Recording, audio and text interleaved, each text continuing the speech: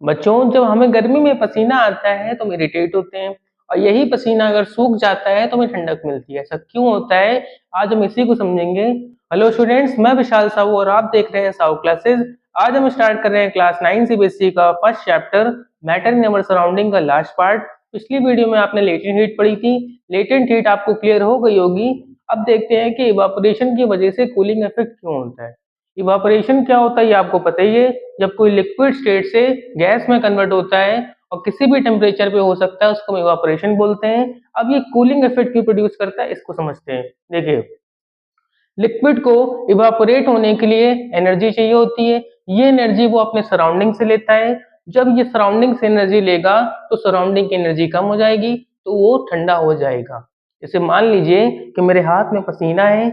जब ये पसीना इवापोरेट होगा तो हाथ से हीट ले लेगा। जब हाथ से हीट लेगा तो हाथ की एनर्जी कम हो जाएगी। जब एनर्जी कम हो जाएगी तो हाथ का टेम्परेचर गिर जाएगा। ठीक, देखिए एग्जाम्पल से समझते हैं। जैसे पसीना है, ठीक है, तो इवापोरेट होगा। जब इवापोरेट होगा तो बॉडी से हीट ले लेगा।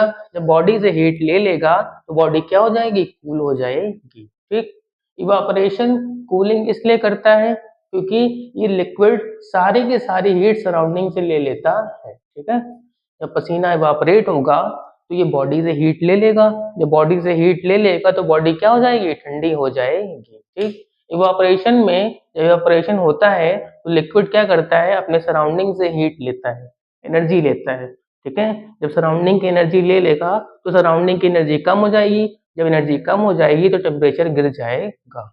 ठीक, उम्मीद है कि आपको ये समझ में आया होगा कि इवापोरेशन कूलिंग इफेक्ट क्यों करता है। चलिए, अभी तक आपको यहाँ तक समझ में आ गया होगा कि इवापोरेशन कूलिंग क्यों कॉज करता है। अब एक बार पूरे चैप्टर को फिर से रिवाइज करते हैं। हमारे आसपास सब कुछ मैटर होता है। मैटर का मतलब कोई भी चीज जिसमें मास होगा और वो जगह घेरती है उसको मैटर बोलते हैं। मैटर एटम से मिलकर बने होते हैं और एटम के अरेंजमेंट की वजह से कुछ चीजें सॉलिड होती हैं, कुछ चीजें लिक्विड होती हैं, कुछ चीजें गैस होती हैं। अगर एटम पास पास होंगे तो मैटर सॉलिड होगा।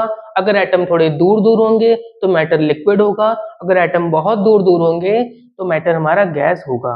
फिर हमने इनकी प्रॉपर्टीज पढ़ी, सॉलिड लिक्विड गैस की। फिर हमने ये सीखा कि आखिर सॉलिड से लिक्विड और लिक्विड से गैस कैसे कन्वर्ट कर सकते हैं। जब सॉलिड को हीट करेंगे तो लिक्विड में आएगा। जब लिक्विड को और हीट करेंगे तो गैस में आएगा। जब गैस को ठंडा करेंगे तो लिक्विड में, और जब लिक्विड को और ठंडा करेंगे तो वापस से सॉलिड में। ठीक है, हीट और कूल करके हम सॉलिड से लिक्विड, लिक्विड से गैस और गैस से लिक्विड और लिक्विड से सॉलिड कर सकते हैं। ठीक, फिर हमने कुछ प्रोसेस पढ़े, मेल्टिंग, फ्रीजिंग। मेल्टिंग का मतलब होता है सॉलिड से लिक्विड। जब कोई सॉलिड सब्सटेंस लिक्विड स्टेट में आता है हीट करने पे, उसको हम मेल्टिंग बोलते हैं। फ्रीजिंग का मतलब होता है लिक्विड से सॉलिड। फिर हमने बॉइलिंग और इवापोरेशन पढ़ा। बॉइलिंग और इवापोरेशन में क्या डिफरेंस होता है, चलिए देखते हैं। बॉइलिंग का मतलब है लिक्विड से गैस, इवापोरेशन भी लिक्विड से गैस। लेकिन बॉइलिंग पूरा वॉल्यूम, यानी कि लिक्विड का पूरा वॉल्यूम गैस में कन्वर्ट करता है और एक फिक्स टेम्परेचर पे। इवापोरेशन एक सरफेस फिनोमिना है और ये किसी भी टेम्परेचर पे हो सकता है। बॉइलिंग पूरे लिक्विड का वॉल्यूम कन्वर्ट करता है और एक फिक्स टेम्परेचर पे। इवापोरेशन सिर्फ सरफेस पे काम करता है और ये किसी भी टेम्परेचर पे हो सकता है। अब इवापोरेशन किस किस चीज पे डिपेंड करता है ये भी हमने पढ़ा। इवापोरेशन डिपेंड करता है टेम्परेचर पे, सरफेस एरिया पे, विंड स्पीड पे और ह्यूमिडिटी पे। ठीक है, फिर हमने देखा लेटेंट हीट। लेटेंट हीट का मतलब होता है एक हिडन हीट, मतलब एक ऐसी हीट जो सब्सटेंस की स्टेट चेंज कर देती है लेकिन टेम्परेचर सेम रहता है प्रोसेस के दौरान। मतलब जिस हीट की वजह से किसी सब्सटेंस की स्टेट चेंज हो जाए लेकिन टेम्परेचर अभी भी सेम हो, उस हीट को हम क्या बोलते हैं? Latent heat. लेटेंट हीट को हम हिडन हीट भी बोलते हैं। ठीक है, फिर हमने पढ़ा latent heat of fusion. Fusion का मतलब होता है सॉलिड से लिक्विड। जब कोई सॉलिड सब्सटेंस लिक्विड स्टेट में आता है लेकिन टेम्परेचर उसका सेम हो प्रोसेस के दौरान, उसको हम बोलते हैं लेटेंट हीट ऑफ फ्यूजन। ऐसे होता है लेटेंट हीट ऑफ वेपराइजेशन।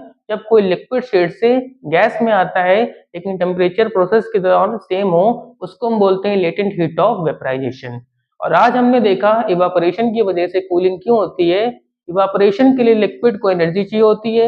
ये एनर्जी वो अपने सराउंडिंग से लेता है और सराउंडिंग की एनर्जी कम हो जाती है। जब एनर्जी कम हो जाएगी तो टेम्परेचर गिर जाता है। ठीक, उम्मीद है कि अभी तक आपको चैप्टर पूरा क्लियर हो गया होगा। बाकी इस चैप्टर के डिटेल नोट्स आपको बहुत जल्द पीडीएफ फॉर्म में मिल जाएंगे। ठीक है, ये बार चैप्टर पूरा रिवाइज कर लीजिएगा और इस चैप्टर से रिलेटेड कोई भी डाउट्स हो तो आप पूछ सकते हैं। मिलते हैं नए वीडियो में एक नए टॉपिक के साथ। अगर वीडियो यूजफुल रही हो तो चैनल को लाइक शेयर एंड फॉलो जरूर करिए और बाकी मिलते हैं एक नए वीडियो में एक नए टॉपिक के साथ। Bye bye.